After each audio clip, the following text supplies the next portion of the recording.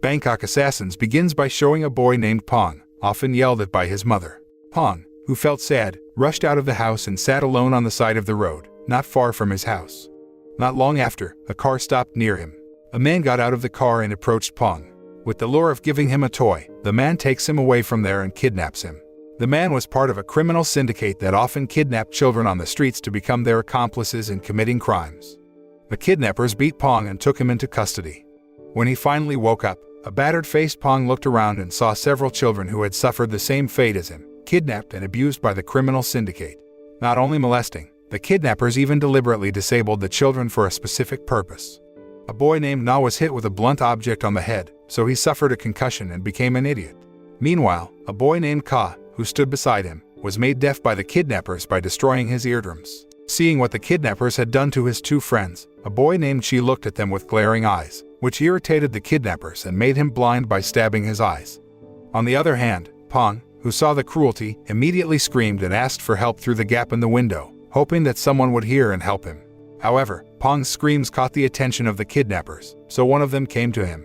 The man told Pong he would make him speechless by cutting off his tongue. Feeling no guilt or pity, the kidnappers abuse the children they kidnap and exploit them for personal gain.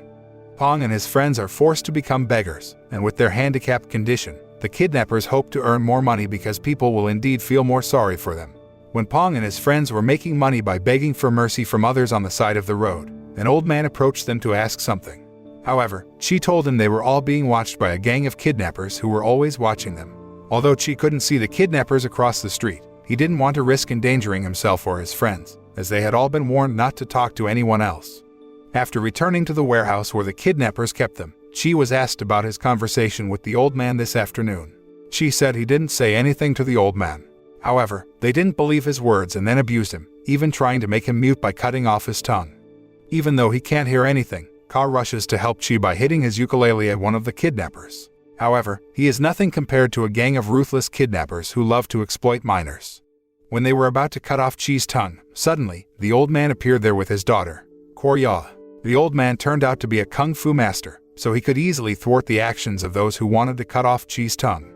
He then asked the kidnappers to release Chi and his friends and strongly condemned their actions, who always tortured and exploited children. However, the leader of the kidnapping gang, Simo, ignored the master's warning and then ordered his men to kill him. Even alone, the kung fu master can easily defeat Simo and all his henchmen, so they all choose to run away rather than die. After that, the kung fu master decides to take Chi, Ka, Na, and Pong to his place, raise them together with Korya, and teach them martial arts. 15 years later, Korya has grown into a beautiful girl, even though she often looks tomboyish. Korya, who likes to sing rap and hip-hop, turns out to have a special ability, namely being able to jump very high. While auditioning to become a vocalist, Korya is asked to touch a lamp above the ceiling, which is very difficult to reach, even using stairs. The judges asked her to do that because they wanted to get rid of her from the audition. Unexpectedly, Korya was able to touch the lamp by jumping very high. However, the judges finally agreed not to pass her because she broke the lamp instead. Elsewhere, Pong, who now works as a waiter at a hotel, is seen entering a hotel room, where he then kills the man who rented the room, who is none other than the boss of a child trafficking syndicate. With his current fighting ability, Pong could easily kill him with just a chopstick. Meanwhile, Chi is seen going to a place to look for Simo, the boss of the kidnapping gang who previously kidnapped and abused him and his friends. Despite being blind, Chi has been training his other senses for years, so he can know the whereabouts of people around him just by feeling or listening to their movements. He then asked a group of thugs who were in that place about Simo, but instead, they became irritated with Chi and chased him away. Chi's insistence made them even more irritated, and they attacked him. However, Chi was able to fend off the attack and took down one of the thugs by punching his nerve points. When another thug was about to shoot Chi, suddenly the man's body bounced after Ka, who had just arrived there, threw the man's body with his strength. Chi and Ka finally managed to defeat the gang of thugs, although they did not get any information about Simo's location and his henchmen. Ka then suggests Chi end all this because revenge will not bring good to anyone. However, Chi still insists on taking revenge on Simo and his gang, who kidnapped him and made him blind for life. While the rest of his friends have quite great abilities in martial arts, not so with Na, who became an idiot after the kidnappers hit his head. Na, who can't do anything right, spends his time helping the master at the temple and doing light work like sweeping or welcoming guests who have needs with the master. One day, an old man named Mo told the master about a group of assassins who committed murder using just a chopstick. He assumed that the assassin group was the master's subordinates because Pong and his friends were known to have quite great fighting skills. However, the master confirmed that the assassin group was not his subordinates. After Mo left, Na then asked the master to teach martial arts so that he too could be as good as his friends. However, he didn't respond to Na and then just left. Elsewhere, Ka confronts Pong about his feelings for Korya because he thinks that Pong likes her. Pong then replied that it was none of Ka's business and asked him not to interfere in his business. Ka then tells him that he will not stay silent if someone hurts Korya, even if it is his own friend. Because of women's affairs, Ka and Pong instead become at odds with each other and get into fights. One day, Ka meets Korya at a cafe, where she then expresses her sadness about Pong, who turns out to love a woman named BB. During this time, Korya turns out to like Pong. That's why Ka tries to warn Pong not to play with women's feelings, especially Korya, because it turns out that he really likes her. Elsewhere, the master was visited by a group of people who turned out to be the assassins Mo talked about earlier. They then attacked him using chopsticks, which became their mainstay weapon. Seeing the master being beaten, Na then rushed to help him as best he could. However, Na, who does not have any self-defense skills, is then seriously injured due to repeated fatal attacks. At the same time, Ka and Chi then pick up Korya and her friend, and they then rush to the temple to meet the master. Arriving there, they were surprised by Na, who had been seriously injured by the attack. Even though the master managed to defeat the assassins, he seemed to have a hard time helping Na, so he then ordered Ka and the others to take Na to an underground cave to treat him. The master says that there is only one way to save Na's life, but that way has very big consequences. Namely, Na will lose all his memories and forget them. Hearing that, Korya and the others looked confused, but they finally agree to save Na, even though he will never remember them back. The master then had Ka and the others stand guard at the cave entrance while he performed a healing technique using his own energy to treat Na. When she was standing guard alone at the cave entrance because Ka and Korya were away for a while, a masked man was seen sneaking into the cave. The masked man seemed to be using a certain technique, so Chi couldn't feel his movements.